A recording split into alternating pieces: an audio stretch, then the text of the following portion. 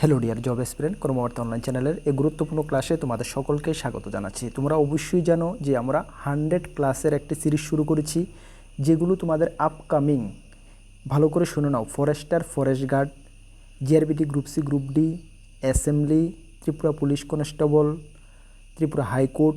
তাছাড়া তুমি যে কোনো এক্সামে যদি বসতে যাচ্ছ, তোমাদের এক্সাম সিলেবাসের মধ্যে যদি জিকে জিএস থাকে, তাহলে এই ক্লাসগুলো তোমাদের জন্য আমি 100% তোমাদের জন্য বেনিফিট হবে, আমি দায়িত্ব নিয়ে বলতে পারি। এই ক্লাসে যে কোশ্চেনগুলো তোমাদেরকে করাচ্ছি, বিগত বছরের সেন্ট্রাল এবং স্টেটের বিভিন্ন এক্সামে এসেছে। এই কোশ্চেনগুলো তোমাদের জন্য আমি কালেক্ট করে নিয়ে ক্লাসে কিন্তু করাচ্ছি। সুতরাং প্রত্যেকটা ক্লাস তোমরা দেখবে এবং প্রত্যেকটা ক্লাস নোট করে রাখতে চেষ্টা করবে। যেহেতু তোমাদের আপকামিং ফরেস্টার এবং ফরেস্ট গার্ডের এক্সাম আসছে, খুব শীঘ্রই ফরেস্টার ফরেস্ট গার্ডের এক্সাম হয়ে যাবে, কেন সিলেকশন প্রসেসের মধ্যে সবচেয়ে প্রথম স্টেপ হলো লিখিত পরীক্ষা। সুতরাং এই লিখিত পরীক্ষার জন্য কিন্তু এই কোশ্চেনগুলো তোমাদের খুবই গুরুত্বপূর্ণ হবে। কন্টিনিউ আমাদের ক্লাস যাবে। 35 ক্লাস নাম্বার 35-এর পরে ক্লাস নাম্বার 36-এর মধ্যে অনেকটা গেপিং হয়ে গেছে। এর মাঝখান দিয়ে ইলেকশন অনেক কিছু গিয়েছিল, আমিও বিজি ছিলাম, ক্লাস করাতে পারিনি। বাট এখন আমি ভাবছি যে তোমাদের মোটামুটি কয়েকদিন গেপে ক্লাস নিয়ে আসবো। ঠিক আছে, চলো আমরা ক্লাসটি শুরু করছি। তার আগে তোমাদেরকে জানিয়ে দিই, তোমরা যারা এই চ্যানেলে প্রথমবার এসেছো, এই চ্যানেলে আমরা গভর্নমেন্ট জব ইনফরমেশন এবং বিভিন্ন কম্পিটিটিভ এক্সামের প্রিপারেশান করিয়ে থাকি। যদি তুমি কোনো গভর্নমেন্ট জব খুঁজছো বা কোনো কম্পিটিটিভ এক্সামের প্রিপারেশান বানাচ্ছ, তাহলে অবশ্যই কর্মবার্তা অনলাইন চ্যানেলটিকে সাবস্ক্রাইব করে পাশের অল অপশন বেলটিকে প্রেস করে রাখবে। ডিয়ার স্টুডেন্ট, আমরা দায়িত্ব নিয়ে বলছি, সঠিক সময়ে সঠিক ইনফরমেশান কর্মবার্তা অনলাইন তোমাদের কাছে পৌঁছে দেবে। তাছাড়া তুমি যদি বিভিন্ন এক্সামের প্রিপারেশান করছো, যেমন forester, forest guard, jail police, Tripura assembly, upcoming GRBT group C, group D, Tripura high court, group C, LDC, TPSC, railway, SSC, almost all এক্সামের ওয়ার্ড সেক্রেটারি থেকে শুরু করে এমপিডাব্লিউ আমাদের কাছে রয়েছে বেস্ট কোয়ালিটি নোটস। আমরা কর্মবার্তা অনলাইন দায়িত্ব নিয়ে বলছি, আমরা গত 8 বছর ধরে স্টুডেন্টদেরকে পড়াচ্ছি এবং নোট প্রোভাইড করছি। বর্তমানে দাঁড়িয়ে ত্রিপুরা সরকারের প্রত্যেকটা ডিপার্টমেন্টে আমাদের স্টুডেন্টরা চাকরিরত অবস্থায় রয়েছে। তোমরা যদি আমাদের নোটগুলো নিয়ে পড়তে চাও এবং তোমাদের ড্রিমকে সাকসেসফুল করতে চাও, অবশ্যই তোমরা আমাদের যে হোয়াটসঅ্যাপ নাম্বার দেখতে পাচ্ছ, দেখে নাও হোয়াটসঅ্যাপ নাম্বার 9612998930, এই নাম্বারে যোগাযোগ করবে। মনে রাখবে আমাদের কাছে শুধু পিডিএফ নোটস আছে, তাও তোমরা টেলিগ্রামের মাধ্যমে নিয়ে নেবে, ভালো রেসপন্স পাবে। এতটুকু আমরা দায়িত্ব নিয়ে বলতে পারি, আমাদের লেভেলে আমরা বেস্ট করে দিয়েছি। চলো আমরা ক্লাসটা শুরু করছি। একটু তোমরা ক্লাসটা ভালো করে বুঝে রাখবে, সম্ভব হলে নোট করে রাখবে। ঠিক আছে, ক্লাসের মাধ্যমে তোমাদেরকে চেষ্টা করব যে ম্যাক্সিমাম তোমাদের যেহেতু শেখা হয়ে যায়, এইভাবে আমরা ক্লাসটি করাতে চেষ্টা করব। আচ্ছা দেখো, প্রথমে 1 নাম্বার যে কোশ্চেনটা, ইংলিশ ভার্সন এবং বেঙ্গলি ভার্সন এবং ইংলিশ ভার্সন প্রত্যেকটা কোশ্চেন আমরা রেখেছি। তোমাদের যেটা তুমি কমফোর্টেবল যে ল্যাঙ্গুয়েজে, অবশ্যই তোমরা দেখে নেবে। রাষ্ট্রীয় মানবাধিকার আয়োগ কোন বছর শুরু হয়?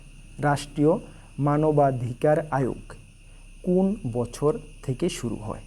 Very important question. সঠিক উত্তর কী হবে? সঠিক উত্তর হয়ে যাবে 1993 সাল থেকে। 1993 সাল থেকে, অ্যাকচুয়ালি 1993 সালের 12 অক্টোবর, 12ই অক্টোবর 1993 সালে রাষ্ট্রীয় মানবাধিকার আয়োগ শুরু হয় বা গঠন হয়। ঠিক আছে, আচ্ছা যেহেতু 12 অক্টোবর 1993, আচ্ছা এটার রিলেটেড তোমাদের আরেকটি কোশ্চেন আসে। কেমন কোশ্চেনটা? যেমন তোমাদের আসে হিউম্যান রাইটস ডে কবে পালন করা হয়? হিউম্যান রাইটস ডে কবে পালন করা হয়? ন্যাশনাল হিউম্যান রাইটস ডে কবে পালন করা হয়? এটা তো ছিল কি, ন্যাশনাল হিউম্যান রাইটস কমিশন কবে স্টার্ট হয়, শুরু হয়? 12 অক্টোবর 1993 থেকে, ঠিক না? আচ্ছা যদি তোমাদের আছে যে ন্যাশনাল হিউম্যান রাইটস ডে কবে পালন হয়, তাহলে বলবে 10th ডিসেম্বর। পরীক্ষায় আসে তোমাদের 10th December, every year 10th December national human rights day পালন করা হয়। ঠিক আছে, চলো মনে রাখবে সকলে, এটা হলো সেই লোগোটা, হ্যাঁ তাদের। আচ্ছা যাই হোক, নেক্সট কোশ্চেনটা দেখো, 2 নম্বর কোশ্চেন। ভারতের নামের উৎপত্তি, আমাদের যে ভারতবর্ষ বা ভারত, এই ভারতের নামের উৎপত্তি প্রাচীনকালে কোন রাজার নাম অনুসারে হয়েছিল? Very important question. কী বলা হয়েছে? আমাদের যে ভারতবর্ষ, এই ভারতবর্ষের নাম প্রাচীনকালে কোন রাজার নাম অনুসারে হয়েছিল? সঠিক উত্তর কী হবে? সঠিক উত্তর হয়ে যাবে ভরত চক্রবর্তী। ঠিক আছে, এখন তোমরা দেখতে পাচ্ছ অপশনে আছে ভরত, সুতরাং তোমরা সকলে এটা অনায়াসে এটা আনসার করতে পারবে, ভরত চক্রবর্তী, ঠিক না? ভরত চক্রবর্তী। অ্যাকচুয়ালি যে আমাদের প্রাচীন ভারতীয় যে আমাদের ধর্মগ্রন্থগুলা, আমাদের প্রাচীন ভারতের যে ধর্মগ্রন্থ বা ইতিহাসের মধ্যেও ইতিহাস অনুসারে এই ভরত যে নামটি মানে আমাদের ভারতবর্ষ মানে ভরত যে নামটি এটি মানে খুবই পাওয়ারফুল কিংবদন্তি যাকে বলা হয় রাজা সম্রাট ভরত চক্রবর্তী, ঠিক আছে, ওনার নাম থেকেই উদ্ভূত হয়েছে। হ্যাঁ, যেটা আমাদের অ্যাজ পার আমাদের যে এনসিয়েন্ট যে ধর্মগ্রন্থগুলো, ঠিক আছে, প্রাচীন যে ধর্মগ্রন্থগুলো সেগুলো অনুসারে, ঠিক আছে। চলো নেক্সট কোশ্চেনটা দেখো, 3 নম্বর কোশ্চেন। ভারতের সবচেয়ে বড় শহর কোনটি? ভেরি ইম্পর্ট্যান্ট, আমরা সকলেই জানি, একদম বেসিক কোশ্চেন। ভারতের সবচেয়ে বড় শহর কোনটি? ভারতের সবচেয়ে বড় শহর হলো মুম্বাই শহর, ঠিক না? মুম্বাই শহর হলো ভারতের সবচেয়ে বড় শহর। এবং মুম্বাইয়ের মধ্যে আমাদের যে সবচেয়ে বড় বন্দরগাঁও, ভারতের সবচেয়ে বড় প্রাকৃতিক বন্দরগাঁও, পরীক্ষায় আসে কি ভারতের সবচেয়ে বড় প্রাকৃতিক বন্দরগাঁও কোথায় অবস্থিত? সেটাও কিন্তু আমাদের কোথায় অবস্থিত? বন্দরগাঁও মুম্বাই অবস্থিত। মুম্বাই বন্দরগাঁও ভারতের মধ্যে সবচেয়ে প্রাকৃতিক বন্দরগাঁও। আর যদি বলে কৃত্রিম বন্দরগাঁও সবচেয়ে, সেটা হবে চেন্নাই, ঠিক না? আচ্ছা, তা তোমাদের পরীক্ষা আসে, একদম মনে রাখবে, ঠিক আছে। আচ্ছা, তাছাড়া তোমাদের যে এই মুম্বাই, হ্যাঁ, মানে মুম্বাইকে আরেকটি নামে জানা যায় কি, মানে তোমার দালাল স্টেট, দালাল স্টেট, হ্যাঁ, দালাল স্টেট কোন রাজ্যকে বলা হয়? সেটাও কিন্তু মুম্বাইকে, হ্যাঁ, পরীক্ষা আসে যে দালাল স্টেট মুম্বাইয়ের আরেকটি নাম, যদিও অনেক প্রাচীন নাম, দালাল স্টেট কোন রাজ্যকে বলা হয়? মুম্বাইকে, ঠিক আছে। কোশ্চেনগুলো মনে রাখবে, যে কোনো কোশ্চেন ঘুরিয়ে ফিরে পরীক্ষা আসতে পারে। 4 নাম্বারটা দেখো, ভারতের প্রথম রেলগাড়ি কত দূরত্ব চলছিল? ভারতের যে ফার্স্ট রেলগাড়ি সেটা কত দূরত্ব চলছিল? অ্যাকচুয়ালি ভারতের যে প্রথম রেলগাড়ি সেটা আমরা জানি মুম্বাই থেকে থানে পর্যন্ত চলছিল, ঠিক না? মুম্বাই থেকে থানে পর্যন্ত চলছিল এবং 1853 সালে, কত সালে ভারতের প্রথম রেল চালু হয়? 1853 সালে। এই 1853 সালে মুম্বাই থেকে থানে পর্যন্ত ভারতের প্রথম রেলগাড়ি চলছিল। এই যে মুম্বাই থেকে থানে পর্যন্ত দূরত্বটা কত? দূরত্বটা হলো 34 কিলোমিটার, 34 কিলোমিটার। এবং ইমাজিন করে দেখো 34 কিলোমিটার, জাস্ট কতটুকু? এই 34 কিলোমিটার মানে ভারতের প্রথম রেলগাড়ি, হ্যাঁ, এই 34 কিলোমিটারে চলছিল মুম্বাই থেকে থানে পর্যন্ত 1853 সালে, ঠিক আছে। আচ্ছা, এই যে মানে এখান থেকে তোমাদের আরেকটি কোশ্চেন আসে যে ভারতের বা রেলের জনক কাকে বলা হয়? রেলের জনক কাকে বলা হয়? রেলের জনক বলা হয় ডালহৌসিকে, হ্যাঁ, ডালহৌসিকে বলা হয় রেলের জনক। আর পোস্ট অফিসের জনক কাকে বলা হয় জানো তোমরা? পোস্ট অফিসের জনক কাকে বলা হয়? সেম ডালহৌসিকেই পোস্ট অফিসের জনকও কিন্তু বলা হয়, ঠিক আছে। ভেরি ইম্পর্টেন্ট কোশ্চেন, মনে রাখবে।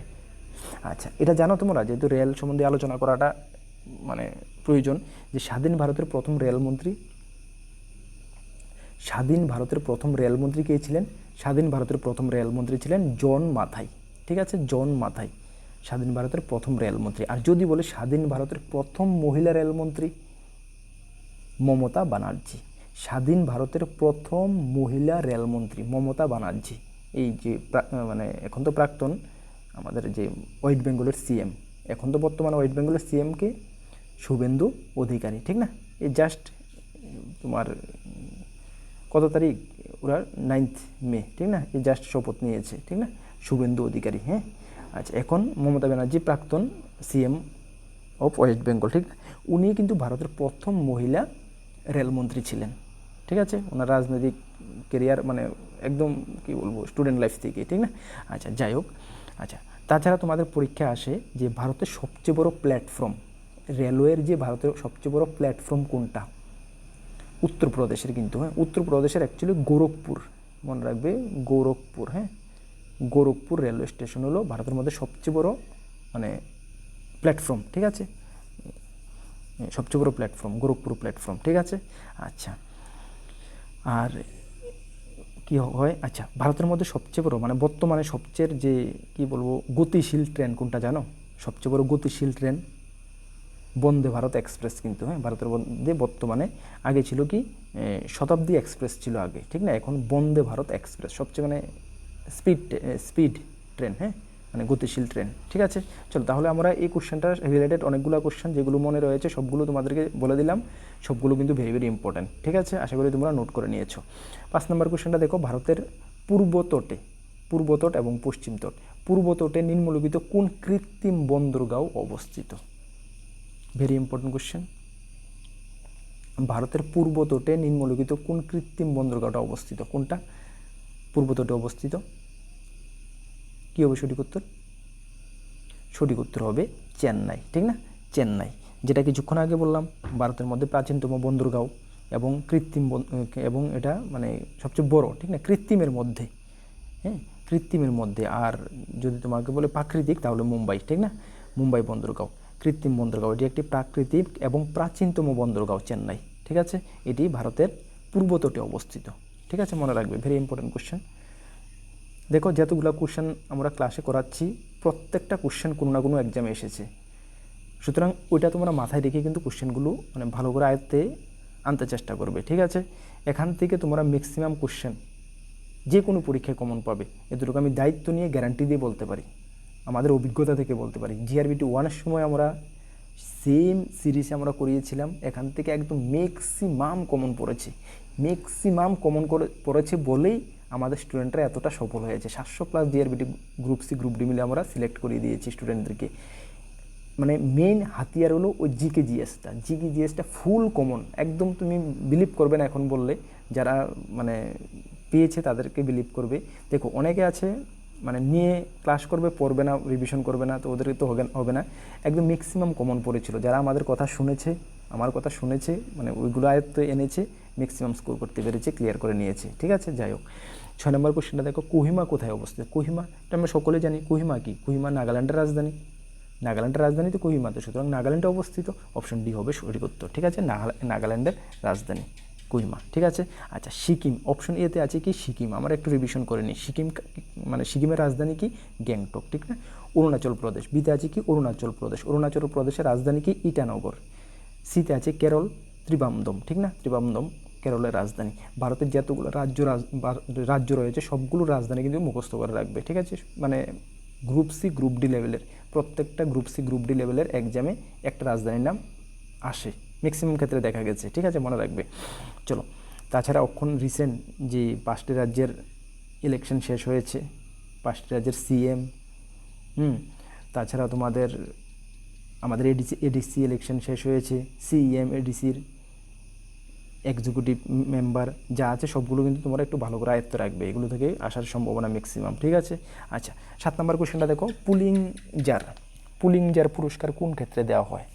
পুলিংজার পুরস্কার কোন ক্ষেত্রে দেওয়া হয়? Very important. পুলিংজার পুরস্কার দেওয়া হয় সাংবাদিকতার ক্ষেত্রে, জার্নালিজম, সাংবাদিকতার ক্ষেত্রে পুলিংজার পুরস্কার দেওয়া হয়, ঠিক আছে? এই দেখো পুলিংজার পুরস্কার, যেটা ইমেজটা তোমরা দেখো, পুলিংজার পুরস্কার দেওয়া হয়। এই যে পুলিংজার পুরস্কারটা প্রথম কবে থেকে দেওয়া শুরু হয়েছিল জানো তোমরা? এটা 1917 সাল থেকে, 1917 সাল থেকে এই পুলিংজার পুরস্কার প্রথম দেওয়া শুরু হয়েছিল, মনে রাখবে, ভেরি ইম্পর্টেন্ট কোশ্চেন, ঠিক আছে? আচ্ছা, একটু আমরা অপশনগুলো একটু রিভিশন করে নিই, হ্যাঁ? অপশন এতে কি আছে দেখো, সাহিত্য, ঠিক না? মানে অ্যাকচুয়ালি সাহিত্যের যে সর্বোচ্চ সম্মান, সাহিত্যের জন্য যে সর্বোচ্চ সম্মানটা দেওয়া হয় সেটা হলো জ্ঞানপীঠ পুরস্কার। পরীক্ষায় আসে জ্ঞানপীঠ পুরস্কার কোন ক্ষেত্রে দেওয়া হয়? সাহিত্যের ক্ষেত্রে জ্ঞানপীঠ পুরস্কার। এই সাহিত্য জগতের সবচেয়ে বড় পুরস্কার হলো জ্ঞানপীঠ পুরস্কার, যেটা 1961 সালে প্রথম দেওয়া শুরু হয়েছিল, 1961 সাল থেকে প্রথম দেওয়া শুরু হয়েছিল, ঠিক আছে? 1961 সাল থেকে। আচ্ছা, তারপরে আছে দেখো অপশন সিতে আছে কি? সঙ্গীত, ঠিক না? সঙ্গীত জগতের সর্বোচ্চ সম্মান কোনটি? গ্র্যামি পুরস্কার। গ্র্যামি পুরস্কার হলো সঙ্গীত জগতের সবচেয়ে বড় পুরস্কার, যেটা 1959 সাল থেকে দেওয়া শুরু হয়েছিল, ঠিক আছে? 1959 সাল থেকে। চলো নেক্সট কোশ্চেনটা দেখো, 8 নম্বর কোশ্চেন। 8 নম্বর কোশ্চেন হলো ভারতের সবচেয়ে কম বর্ষা হয় কোথায়? একদম বেসিক কোশ্চেন, আমরা অনেকবার পড়ে এসেছি, আমরা জানি। ভারতের সবচেয়ে কম বর্ষা কোথায় হয়? ভারতের সবচেয়ে কম বর্ষা কোথায় হয়? ইয়েস, লাদাখে হয় ভারতের সবচেয়ে কম বর্ষা, ঠিক আছে? মানে একদম সবচেয়ে কম বর্ষাই ধরতে পারো, লাদাখে হয়। অ্যাকচুয়ালি এই লাদাখেই কিন্তু মানে ভারতের মধ্যে সবচেয়ে কি বলবো শীত শীত মরুস মানে শীতের সবচেয়ে বেশি শীত পড়ে, ঠিক আছে, শীত হয়ে থাকে, মানে শীতের মরুস্থলও বলা হয় লাদাখকে, ঠিক আছে, সবচেয়ে বেশি শীত হয়ে থাকে। হ্যাঁ, আচ্ছা, এই লাদাখের উপরে আরেকটি কোশ্চেন আসে যে তোমাদের প্যাংগং ঝিল, প্যাংগং, হ্যাঁ, পয়কার অনুষ্কার গো অনুষ্কার, প্যাংগং ঝিল কোথায় অবস্থিত? এই কোশ্চেনটা পরীক্ষা আসে। সেটা কিন্তু লাদাখে অবস্থিত। প্যাংগং ঝিল সেটা কোথায় অবস্থিত? সেটা লাদাখে অবস্থিত, ঠিক আছে। ভেরি ভেরি ইম্পর্টেন্ট কোশ্চেন, লাদাখে। হ্যাঁ, আচ্ছা, আরেকটি কোশ্চেন তোমাদের যদি এখানে আসে যে এখানে কি বললাম, ভারতের সবচেয়ে কম বর্ষা হয় কোথায়? যদি তোমাদের পরীক্ষায় আসে যে সবচেয়ে বেশি বৃষ্টিপাত হয় বা বর্ষা হয় কোথায়, জানি আমরা মেঘালয়ের মৌসিনরামে, ঠিক না? তাহলে ভারতের মধ্যে সবচেয়ে বেশি বর্ষা বা বৃষ্টি হয় মেঘালয়ের মৌসিনরামে, আর সবচেয়ে কম বর্ষা হয় লাদাখে। মনে থাকবে? ইয়েস। নেক্সট কোশ্চেনটা দেখো, তোমাদেরকে একটু ইনফর্ম করে দিই, তোমরা যারা সরকারি চাকরির প্রস্তুতি করছো, তোমাদের প্রত্যেক মাসে কারেন্ট অ্যাফেয়ার্সের ম্যাগাজিন তো মাস্ট প্রয়োজন, কারণ নিজেকে আপডেট রাখার প্রয়োজন। তার জন্য আমরা আমাদের একটি পেইড হোয়াটসঅ্যাপ গ্রুপ খুলেছি, যেখানে প্রত্যেক মাসের কারেন্ট অ্যাফেয়ার্সের ম্যাগাজিন তোমরা পাবে। তাছাড়া আমরা যতগুলো জিকে জিএসের ক্লাস করাচ্ছি সেগুলোর পিডিএফ সঙ্গে আনসার সমেত তোমরা পাবে। তাছাড়া আরও কিছু ফেসিলিটি আছে। তোমরা যদি আমাদের গ্রুপটাতে জয়েন করতে চাও অবশ্যই জয়েন করে নেবে। জয়েন করতে 499 ওয়ান টাইম পেমেন্ট, মনে রাখবে ওয়ান টাইম, একবারে পেমেন্ট করবে 499 আপ টু 2027 পর্যন্ত তোমরা মান্থলি কারেন্ট অ্যাফেয়ার্স, জিকে জিএসের পিডিএফ, আনসার কি, তাছাড়া আরও বেশ কিছু ফেসিলিটি আছে, বিভিন্ন কোশ্চেন পেপার এগুলো তোমরা পেয়ে যাবে। জয়েন করতে চাইলে আমাদের হোয়াটসঅ্যাপ নাম্বারে লিখবে দাদা পেড হোয়াটসঅ্যাপ গ্রুপে জয়েন করতে চাই, তাহলে আমরা তোমাদেরকে দেবো কীভাবে জয়েন করবে, প্রসেসটা তোমরা জয়েন করে নেবে। মনে রাখবে 450-এর উপরে স্টুডেন্ট কিন্তু অলরেডি জয়েন রয়েছে, তুমিও চাইলে জয়েন করে নিতে পারো। যদি তুমি কোনো একটা চাকরির প্রস্তুতির প্রিপারেশান করছো, তোমাদের জন্য লাভ হবে, লস হবে না, তুমি হিসাব করে দেখো, ঠিক আছে। চলো 12 নম্বর কোশ্চেনটা দেখো, শান্তিনিকেতন কার নামের সঙ্গে সম্পর্কিত? এই যে শান্তিনিকেতন, সেটা কার নামের সাথে সম্পর্কিত? Very very important question. Santiniketan কার নামের সাথে সম্পর্কিত?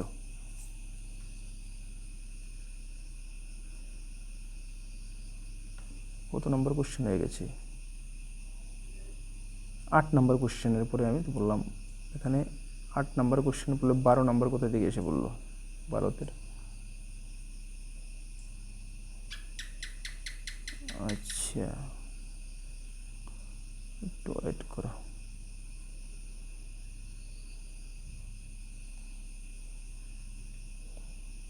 ঠিক আছে, 8 নম্বরের পরে 12 এসে পড়েছে।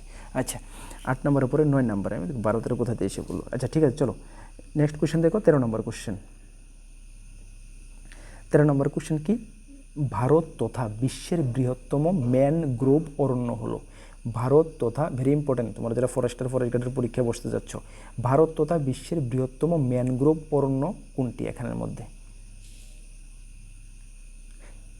অপশন এ হবে সঠিক উত্তর, সুন্দরবন। সুন্দরবন হলো ভারতের বা বিশ্বের সবচেয়ে বৃহত্তম ম্যানগ্রোভ অরণ্য, ঠিক আছে। অপশন এ হবে সঠিক উত্তর। এই যে সুন্দরবন, এটা সুন্দরবন অ্যাকচুয়ালি আমাদের ভারতবর্ষের পশ্চিমবঙ্গ এবং বাংলাদেশের কিছু অংশ নিয়ে কিন্তু অবস্থিত। এই যে সুন্দরবনটা ভারত এবং আমাদের পশ্চিমবঙ্গ মিলে অবস্থিত, বাংলাদেশ এবং আমাদের পশ্চিমবঙ্গ মিলে অবস্থিত। যেমন গঙ্গা, ব্রহ্মপুত্র, তোমার মেঘনা, হ্যাঁ, এই যে নদীগুলো রয়েছে গঙ্গা, ব্রহ্মপুত্র, মেঘনা, এই নদীগুলোর যে বদ্বীপ অঞ্চল আছে না, সেই বদ্বীপ অঞ্চলে এই সুন্দরবন অবস্থিত, ঠিক আছে।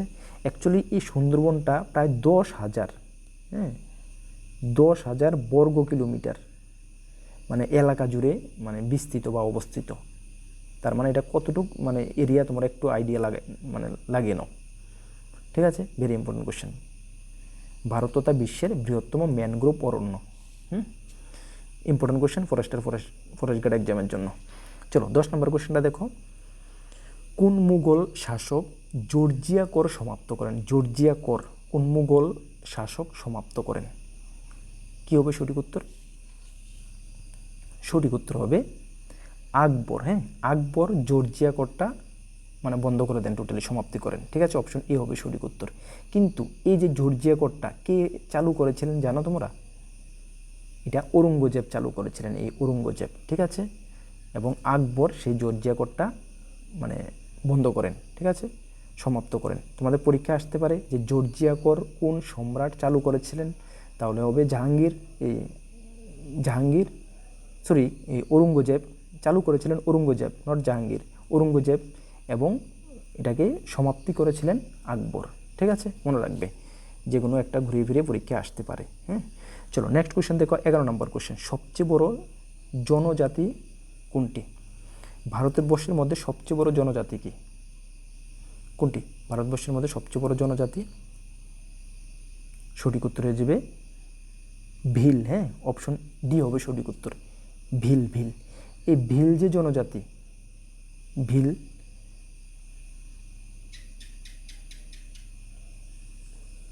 তোমার ভারতের মধ্যে সবচেয়ে বড় জনজাতি। হ্যাঁ, ইয়েস, ভিলই। হ্যাঁ, ভিল বা এগুলোকে ভিসলা বলা হয়, ভিসলা বা ভিল, মনে রাখবে, ঠিক আছে, ভিল বা ভিসলা। হ্যাঁ, এটা ভারতের মধ্যে সবচেয়ে মানে জনবহুল জনজাতি, ঠিক আছে। 2011 সালের সেন্সাস অনুসারে, মনে রাখবো, 2011 সালের সেন্সাস অনুসারে ভিসলা বা ভিল ভারতের সবচেয়ে জনবহুল জনজাতি, ঠিক আছে। মানে কি বলবো, যে টোটাল ভারতবর্ষের যে জনজাতি রয়েছে, এই টোটাল জনজাতির 38%, অ্যাপ্রক্সিমেট 38% হলো ভিসলা বা ভিল জনজাতিরা রয়েছে। এই ভিসলা বা ভিল জনজাতিরা ভারতবর্ষের মধ্যে মহারাষ্ট্র, গুজরাট, রাজস্থান এবং মধ্যপ্রদেশ রাজ্যে ওদেরকে দেখতে পাওয়া যায়, ঠিক আছে। ভেরি ইম্পর্টেন্ট কোশ্চেন, মনে রাখবে। 12 নম্বর কোশ্চেনটা দেখো, শান্তিনিকেতন কার নামের সঙ্গে সম্পর্কিত? শান্তিনিকেতন কার নামের সঙ্গে সম্পর্কিত? আমরা সকলেই জানি কবিগুরু রবীন্দ্রনাথ ঠাকুরের নামের সঙ্গে শান্তিনিকেতন সম্পর্কিত। আচ্ছা, এই যে শান্তিনিকেতন রবীন্দ্রনাথ ঠাকুরের নামের সঙ্গে সম্পর্কিত, আচ্ছা, তাহলে রবীন্দ্রনাথ ঠাকুর সম্বন্ধে আমরা কিছু একটা কোশ্চেন যেগুলো ইম্পর্টেন্ট আলোচনা করা মানে প্রয়োজন। যেমন মানে রবীন্দ্রনাথ ঠাকুর যে নোবেল পুরস্কার পেয়েছিলেন, এটা কিসের জন্য পেয়েছিলেন? পরীক্ষায় আসে রবীন্দ্রনাথ ঠাকুর কিসের জন্য নোবেল পুরস্কার পেয়েছিলেন? তাহলে সাহিত্যের জন্য পেয়েছিলেন, ঠিক আছে না, সাহিত্যের জন্য পেয়েছিলেন, মনে রাখবে। তাছাড়া তোমরা মনে রাখবে যে বাংলাদেশের যে জাতীয় গান, বাংলাদেশের জাতীয় গান কি? আমার সোনার বাংলা, ঠিক না, এটাও কিন্তু রবীন্দ্রনাথ ঠাকুরই লিখেছিলেন, মনে রাখবে। এই প্রশ্নগুলো আসে। আমার সোনার গান বাংলাদেশের মানে জাতীয় গান বা জাতীয় সঙ্গীত, সেটা কবিগুরু রবীন্দ্রনাথ ঠাকুর লিখেছিলেন এবং রবীন্দ্রনাথ ঠাকুর সাহিত্যের জন্য নোবেল পুরস্কার পেয়েছিলেন, ঠিক আছে। এই কোশ্চেনগুলো পরীক্ষায় আসে, তোমরা একটু মনে রাখবে। 13 নম্বর কোশ্চেন দেখো, ভারতের কোথায় সূর্যাস্ত সবচেয়ে প্রথমে হয়? Very important. ভারতের কোথায় সূর্যাস্ত সবচেয়ে প্রথমে হয়? কোথায় সূর্যাস্ত ভারতের মধ্যে? ইয়েস, কন্যাকুমারী। হ্যাঁ, অপশন ডি হবে সঠিক উত্তর, কন্যাকুমারী ভারতের মধ্যে সবচেয়ে প্রথম সূর্যাস্ত হয়, ঠিক আছে, অপশন ডি হবে সঠিক উত্তর। আর যদি বলে সূর্য উদয় হয় কোথায়? প্রথম সূর্য উঠে অরুণাচল প্রদেশে কিন্তু, ঠিক আছে, অরুণাচল প্রদেশে, মনে রাখবে এগুলো, ভেরি ইম্পর্টেন্ট কোশ্চেন। হ্যাঁ, চলো নেক্সট কোশ্চেনটা দেখি আমরা। 14 নম্বর কোশ্চেন, দালাল স্ট্রিট কোথায় অবস্থিত? কি দালাল স্ট্রিট কোথায় অবস্থিত? সঠিক উত্তর হবে কি মুম্বাই অবস্থিত, অপশন এ হবে সঠিক উত্তর, মুম্বাই অবস্থিত দালাল স্ট্রিট। আচ্ছা, এই যে দালাল স্ট্রিট, এটা কি জানো? এটি হলো মানে একটি মুম্বাইয়ের মধ্যে অবস্থিত, এশিয়ার মধ্যে মানে আমাদের এশিয়া মহাদেশের মধ্যে প্রাচীনতম স্টক এক্সচেঞ্জ। অ্যাকচুয়ালি ভারতের মধ্যে বর্তমানে স্টক এক্সচেঞ্জ যে বিএসসি রয়েছে, মানে মুম্বাই রয়েছে বিএসসি, এনএসসি এবং বিএসসি দুটি স্টক এক্সচেঞ্জ রয়েছে ভারতের মধ্যে।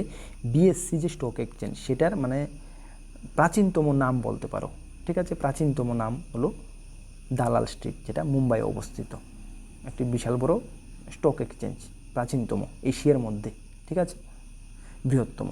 আচ্ছা, তাছাড়া তোমাদের পরীক্ষায় আসে একটা দালাল স্ট্রিট, আর একটা কি স্ট্রিট আসে মানে যেটা মানে তোমাদের নিউ ইয়র্কে অবস্থিত, একটা স্ট্রিটের উপরে একটা পরীক্ষা আসে, Wall Street, yes Wall Street, হ্যাঁ ওয়াল স্ট্রিট কোথায় অবস্থিত? ওয়াল স্ট্রিট নিউ ইয়র্কে অবস্থিত। নিউ ইয়র্ক, এটা সেম নিউ ইয়র্কের একটি প্রাচীনতম মানে প্রাচীন কী বলবো এক্সচেঞ্জ, ঠিক আছে, ওয়াল স্ট্রিট, এটাও পরীক্ষায় আসে। হ্যাঁ, আচ্ছা চলো 15 নম্বর কোশ্চেনটা আমরা দেখি। কি বলা হয়েছে? বেটি বাঁচাও বেটি পড়াও যোজনা কবে শুরু হয়? এই যে বেটি বাঁচাও বেটি পড়াও, যদিও এখনও নেই, এটার নাম পরিবর্তন করা হয়ে গেছে। বেটি বাঁচাও বেটি পড়াও এটা কবে থেকে এটা শুরু হয়েছিল? সঠিক উত্তর কী হবে? সঠিক উত্তর হবে 22 জানুয়ারি 2015। 22 জানুয়ারি 2015 সালে বেটি বাঁচাও বেটি পড়াও যোজনা শুরু হয়েছিল। সেটা কে শুরু করেছিলেন? সেটা শুরু করেছিলেন বর্তমানে আমাদের মানে প্রধানমন্ত্রী শ্রী নরেন্দ্র মোদীজি এটা শুরু করেছিলেন, বেটি বাঁচাও বেটি পড়াও। অ্যাকচুয়ালি এই যে প্রকল্পটা, এই প্রকল্পটা শুরু করার মানে উদ্দেশ্য কী? অ্যাকচুয়ালি এটার উদ্দেশ্য একটাই, যে কন্যা সন্তানদের সুরক্ষা দেওয়া, লিঙ্গ যে একটা বৈষম্য রয়েছে, লিঙ্গগত যে একটা বৈষম্য রয়েছে, সেই বৈষম্যটা দূর করা এবং মানে মহিলাদেরকে, বেটিদেরকে শিক্ষার আরও প্রসার অগ্রগতি করানো হলো এই প্রকল্পটার মেইন লক্ষ্য, ঠিক আছে। যদিও এই প্রকল্পটার বর্তমানে নাম পরিবর্তন করা হয়েছে, ঠিক আছে, বর্তমান নাম পরিবর্তন করে রাখা হয়েছে কি বদলাভ, হ্যাঁ, BADLAV,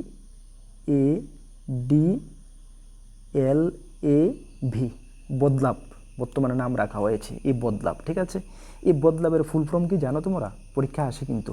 বদলাভের ফুল ফর্ম বি দিয়ে হলো বেটি, এ দিয়ে হলো আপকি, ডি দিয়ে হলো ধন, এল দিয়ে হলো লক্ষ্মী, এ দিয়ে হলো ওর, ভি দিয়ে হলো বিজয়, এল দিয়ে হলো লক্ষ্মী।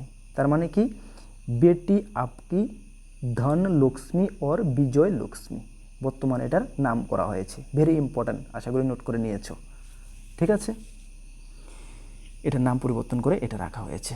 আচ্ছা চলো, তাহলে আজকের ক্লাসে আমরা 15টি কোশ্চেন করিয়েছি, আরও এক্সট্রা সাইডফাইড কোশ্চেন মিলে আশা করি 30-35টা কোশ্চেন আলোচনা করা হয়েছে।